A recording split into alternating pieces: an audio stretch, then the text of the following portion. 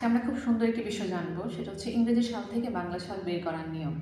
এখানে আমাদের ৩টি সাল দেওয়া আছে: ১৯৯৯, ১৮৬১, ২০২৫।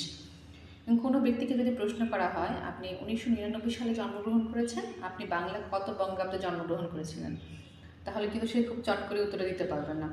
এক্ষেত্রে নিয়ম হলো, ইংরেজি যে সালটা দেয়া থাকবে তার থেকে আমরা সবসময় ৫৯৩ বিয়োগ করব। ৫৯৩ বিয়োগ করব। কিন্তু আমরা কি সবসময় ৫৯৩ বিয়োগ করব না, সেটা আমরা পরে জানব।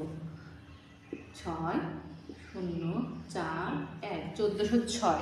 উনি ইংরেজি ১৯৯৯ সালে জন্মগ্রহণ করেছিলেন এবং বাংলা ১৪০৬ বঙ্গাব্দে জন্মগ্রহণ করেছেন। আমরা আরেকটি সালে যাই।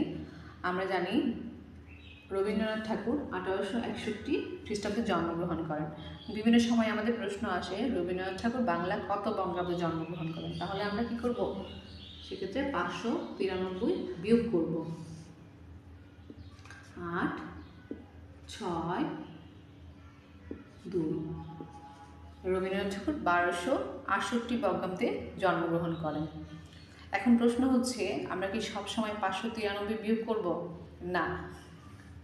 একটা বিষয় মাথায় রাখতে হবে, যাদের জন্ম মাস ১৪ এপ্রিলের আগে, অর্থাৎ জানুয়ারি, ফেব্রুয়ারি, মার্চ ও এপ্রিলের ১৪ তারিখ পর্যন্ত, তাদের ক্ষেত্রে ৫৯৪ বিয়োগ করব। বিষয়টা হচ্ছে, যাদের জন্মসাল ১৪ এপ্রিলের আগ পর্যন্ত, তাদের ক্ষেত্রে আমরা ৫৯৪ বিয়োগ করব। অর্থাৎ জানুয়ারি, ফেব্রুয়ারি, মার্চ, এপ্রিল, এই ৪ মাসের ১৪ এপ্রিল পর্যন্ত তাদের ক্ষেত্রে আমরা ৫৯৪ বিয়োগ করব।